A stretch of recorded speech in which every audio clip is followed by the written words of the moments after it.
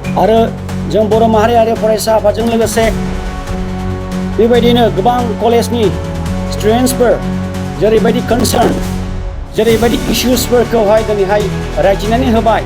State government बा central गभर्नमेन्टआ जुदि थाबैनो जुदि आखायाव जुदि लायाबा प्रब्लेमफोरखौ जुदि सल्भ खालामनानै जुदि होआबा बिनि अल्टारनेट बेबस्थाखौ जों लालांबाय थागोन। नैबे क'क्राझार जिल्लायाव बर' माहारियारि फरायसा आफाद बनसुनि बानजायनायाव दिनै मोनसे मोजां मोनसे जथुम्माया जानानै थाङो आरो बेजों लोगोसे जोङो कलेजनि माखासे स्टुडेन्टसफोरजों सावरायनायनि गेजेरजों दिनैनि नैबे जथुम्माखौ जोङो लानाय जादों। जोङो दाखालि जनता कलेजाव जेब्लानाखि जोङो थांनानै बिथांमोनजों जों सावरायहैयो माखासे समयसाफोरखौहाय जोङो डिसकास खालामबोनाय जादों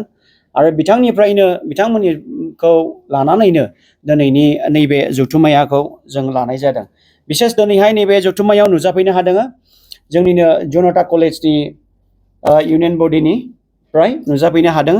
आरो बिजनि कलेजनि इउनियन बडिनिफ्राय नुजाफैनो हादों बर' बाजार कलेज गसाइगाव कलेज क'क्राझार इउनिभारसिटिनिफ्राय नुजाफैनो हादों आरो बेजों लोगोसे साइन्स कलेज बेंटल कलेज आरो जोंनि कमार्स कलेज बिथांमोना दिनैहाय नैबे दिनैनि जेनाखि बर' माहारियारि फरायसा आफादनि बानजायनायनि जेनाखि मेल बेयाव बिथांमोना दिनै जेनाखि जाबाय थानाय सोलिबोबाय थानाय एडमिशन फिसनि जेनाखि समस्या बेखौ लानानै जों दिनैहाय गुवारैनो जों सावरायबाय आरो बेजों लोगोसे माखासे स्कलारशिपनि जेनाखि समस्या जानानै दङ बेखौ जोङो गुवारैनो जोङो सावरायदों। जोबोद दुखुनांथाव बिथांमोना दिनैहाय जेनाखि समस्याफोरखौहाय भुगिनांनानै दङमोन बेखौहाय दिनै बिथांमोना दिनैहाय जोंनि सिगाङाव जों जयै जों सावरायबाय आरो बेखौहाय सलिउसनखौ माबोरै खालामगोन बेखौ जों जयै जों डिसकास खालामनाय जादों। दा दाब दाब कलेजाव जों नुनो मोनदों दि माखासे फि स्ट्राक्चारफ्रा बिसोरो मा जादों कलेज टु कलेज आलदा आलदाखौ लानायखौ जोङो नुदों आरो दाख्लैनिफ्रायनो जेनाखि गभर्नमेन्टनि जेनाखि फि स्ट्राक्चार हरनाय बे फि स्ट्राक्चारखौ जोङो नुनो मोनदोंदि बेवहाय दङ टटेलाव 7,180 रुपिस होनाय दङमोन आरो सिगांनि जेनाखि नटिफिकेसन होनाय बेवहाय फि वेबारनि खुनु मेनसन खालामनाय जायाखैमोन जायफोरा बेकलग थानाय। नाथाय नै मैयानि समावहाय मोनसे नटिफिकेसनखौ हरफिननाय जादों होननाय जादों दि जायफ्रा बेकलग थानाय बिथांमोनखौबो फि वेबारनि गेजेरजों बिथांमोनखौ सुजुग सुबिदाखौ होनाय जागोन होननानै। थेवबो माखासे फि स्ट्राक्चारखौ जों जेब्ला नायो कलेज बा इउनिभारसिटियाव माखासे फिसफोरखौ जों नुयो एसे बारा लानायखौ जों नुनो मोनदों। जेरैहाय एनरलमेन्ट फिसआव माबेबा कलेज बा इउनिभारसिटियाव जों नुनाय मोनदों बे 1,000 लानायखौ जों नुनो मोनदों आरो बेफोरबायदिनो माखासे इलेक्ट्रिसिटि बिलखौ इंक्लुड खालामफानाय नुदों। चेयार मेन्टेनेन्स बेफोरबायदिखौबो जों इंक्लुड खालामनायखौ जोङो नुनो मोनदों। माखासे डिजास्टार मेनेजमेन्ट बेफोरखौबो जों एसे माखासे फिसखौहाय जों लानाय मोनदों। लाइब्रेरि फिस बेफोरखौ जों लानायखौ जों नुनो मोनदों। दा बेनिखायनो जों दिनैहाय ज' सावरायनायनि गेजेरजों जों बेखौनो मोनसे मेसेज हरनो सानदोंदि 50% जेनाखि वाइफ खालामबाय बिनिफ्रायबो आरो किसुमान परिमान जों लुबैनाया 100% बेखौ फ्रिखौ जोङो लुबैदों। बाट गभर्नमेन्ट इउनिभारसिटि बा कलेजफ्रा जुदि हायाबाबो मोनसे मिनिमाल मोनसे चार्जेसल' बहायनानै लानो हायो नामा जों बेखौहाय जों खावलायनो जों सानदों जोंनि माखासे कलेज आरो इउनिभारसिटिनि माखासे अथ'रिटि बिथांमोनखौ जाहाथे हानाय बायदि फिखौ गासैखौबो वेब खालामनानै होयो। सिगां 2 बोसोरनि सिगां जेरैबायदि खालामबाय थादोंमोन आरो जुदि बायचान्सआव जुदि हाथाराबा बिथांमोनजों सावरायनायनि गेजेरजों मोनसे जास्ट बेखौ लाथारनांगौ स्मल एमाउन्ट बेखौ लानानै जाहाथे एडमिसनखौ होनानै होयो आरो बिथांमोना दिनैहाय जोंनो खावलायदों बुंदों बेफोरबायदि फिसफ्रा जुदि इयारलि जुदि बारायबाय थायोब्ला आरो बेफोरबायदिनो सेमिस्टार वाइसआव जुदि फिसफोरखौ लाबाय थायोबा एडमिसन फिसआ बेफोरबायदि 7,000 9,000 जुदि जालाङोब्ला मेक्सिमाम स्टुडेन्टसफ्रा ड्रप जागोन होननानै बिथांमोना दिनैहाय दुखु फोरमायदों। आरो नंगौ माखासे रुराल एरियासफोरनि कलेजफ्राव जोङो नुनो मोन्दों गोबाङानो दिनै न'निफ्राय हान्थिनानै फैयो बिमा बिफाफ्रा दिनैहाय डेलि वेजेस माथो बेसेबां खामायो 500 थाखा सोरबा 350 थाखा बेफोरबायदि खामायो दा बिथांमोना खावलायदों बेफोरबायदि जुदि फिसफ्रा जुदि बारायबाय थायोब्ला जों फरायनो हानाय नङा होननानै दा बेनिखायनो जों बर' माहारियारि फरायसा आफादनि जानानै जों खावलायो जाहाथे कलेज अथ'रिटिया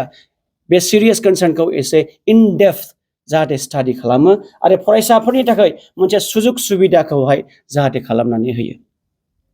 आरो मोनसे सिरियास कनसार्नआ जाहैबाय स्कलारशिप जोंनि माखासे जिनाखि ट्राइबेलफोरनि जिनाखि स्कलारशिप होनाय बियो मानि थाखाय बन्द जानानै दङ बेखौ जोङो नुनो मोन्दों जेब्लानाखि मानाव गेदेर जोंनि मानगोनां MP बिथाङा जेब्लानाखि बुंदों कुइसन सोंदों पार्लियामेन्टआव सेन्ट्रेल गभर्नमेन्टआ मा आसाम गभर्नमेन्टनो जोंनि माखासे स्कलारशिप ट्राइबेलफोरनि स्कलारशिपखौ हराखै नामा होननानैहाय जोंबो नुनो मोन्दों सेन्ट्रेल गभर्नमेन्टनिफ्राय स्कलारशिपनि जिनाखि रां फान्ड बेखौ स्टेट गभर्नमेन्टआ रेगुलार हरनाय जादों होननानैहाय नाथाय 25-26 इयारनि फाइनान्सियेल इयाराव बेयाव सेन्ट्रेल गभर्नमेन्टनिफ्राय फैसाखौ हरनायखौ नुवाखै जेब्लानाखि फैसाखौ हरनायखौ नुवाखै अब्ला सोंथिया ओंखारदों मानि थाखाय फान्डिंखौ हराखै आरो मानो बन्द खालामदों बाव जाहैबाय सेन्ट्रेल गभर्नमेन्टनिफ्राय मोनसे रिप्लाइखौ होदों बेनो जाहैबाय जिनाखि स्कलारशिपनि फान्ड हरनाय स्टेट गभर्नमेन्टआव बे फान्डआ आनइउज्ड बाहायनाय जायाखै माने स्कलारशिपखौ जोंनि ट्राइबेल मानसिफोरनोहाय बेखौहाय राननाय जायाखै स' मानो बेफोरबायदि डिप्राइभ खालामदों आसाम गभर्नमेन्टआ ट्राइबेलफोरा मा मानसि नङा नामा ट्राइबेलफोरा मा स्टुडेन्टस नङा नामा जोंहा सन्देह जादों जोंनि फैसाखौ जोंनि जिनाखि मोन्थाय जोंनि स्कलारशिपनि फैसाखौ नन एसटिनो नन ट्राइबेल्सफोरनो राननानै होदों नामा बा आसाम गभर्नमेन्टआ दिनै बे स्कलारशिपनि जिनाखि फान्ड बे फान्डखौ गुबुन स्किमाव बाहायदों नामा जोंनाव सोंलु ओंखारदों दा बेनिखायनो जोङो खावलायदों आसाम गभर्नमेन्टखौ जाहाथे नोंथांमोना जिनाखि सात्र स्टुडेन्टसफोरनि जिनाखि मोन्थाय मोननांगौ दङ जिनाखि स्कलारशिप जिनाखि फान्डिं खालाम हरनाय सेन्ट्रेल गभर्नमेन्टनिफ्राय जाहाथे बे फान्डिंखौ बे स्कलारशिपखौ विथ इमिडियेट इफेक्ट जाहाथे राननानै होयो जों नुनो मोन्दों 26-27 नि जिनाखि स्कलारशिप बियो फैदों 175 crores बियो दंफैयो 20 जुलाइआव रिलिज जादों बियो 20 जुलाइ 2026 आव रिलिज जानाय दा बेनिखायनो जों खावलायो स्टेट गभर्नमेन्टखौ जाहाथे जेसेबां हायो एसेबां थाब बे स्कलारशिपखौ जाहाथे जोंनि ट्राइबेल स्टुडेन्टसफोरनो जाहाथे राननानै होयो बे स्कलारशिपखौ लानानै जोंनि स्टुडेन्टफ्रा गोबां मिजिं सुजुयो बा सिमां सुजुयो आरो गोबां रेहायखौ मोनो दा बेनिखायनो जोङो खावलायो जाहाथे जों ट्राइबेलफ्रा बेफोरबायदि प्रिभिलेजनिफ्राय जाहाथे डिप्राइभ जानाङा आरो जों बर' माहारियारि फरायसा आफादा बेफोरबायदि इस्युनि थाखाय अरायसम जों स्ट्रंलि जों गसंथागोन आरो बेफोरबायदि जेनाखि फान्डखौ आनइउज खालामनाय बेफोरखौ फान्डखौ जुदि गुबुनाव डाइभार्ट जुदि खालामदोंब्ला बेफोरखौ जों कन्डेम जों खालामो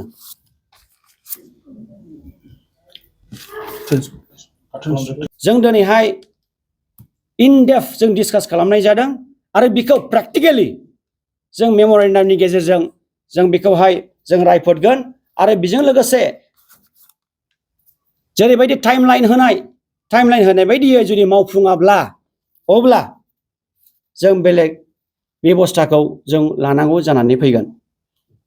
आरो बेजों लोगोसे जोङो BTC गभर्नमेन्टखौ जोङो खावलायनो सानदों दिनैहाय बिजनि कलेज बेबायदिनो साइन्स कलेज क'क्राझार इउनिभारसिटि बिथांमोना फोरमायदों माखासे ट्रान्सपर्टेशननि थाखाय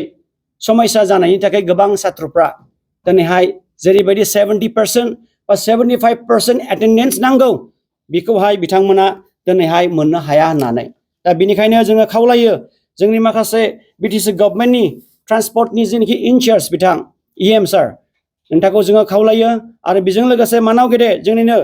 बिटिसिनिनो चिफ सार नोंथांखौ जोङो खावलायो जाहाथे बेफोरबायदि सिरियास इस्युखौ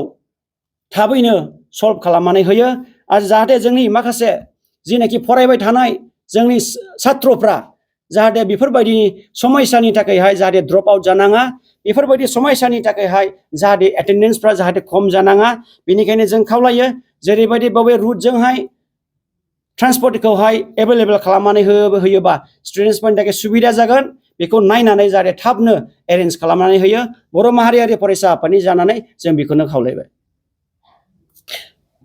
नंगौ जेरैबायदि दिनैहाय जोङो सावरायबाय गोबां इस्युसखौ लानानै जों डिसकास खालामनाय जादों आरो बे इस्युसफोरखौ जों बिटिसि गभर्नमेन्टजों लोगोसे जों स्टेट गभर्नमेन्टजोंहाय जोङो दैथायहरगोन आरो बिथांमोना जेरैबायदि टाइम लाइन होनाय बायदि जुदि जेंनाफोरखौ जुदि सुस्रांनानै जुदि होआब्ला बर' माहारियारि फरायसा आफादजों लोगोसे गोबां ट्राइबेल स्टुडेन्टसफोरजों लोगोसे आरो गोबां कलेज ज' जानानै जोङो थाबैनो मोनसे धरनाफोरखौ जों लानांगौ जानानै फैगोन आरो बेजों लोगोसे मा जागोन धरनाल' नङा बेयावल' नङा जों आफ्टार सेन्ट्रेल गभर्नमेन्टसिम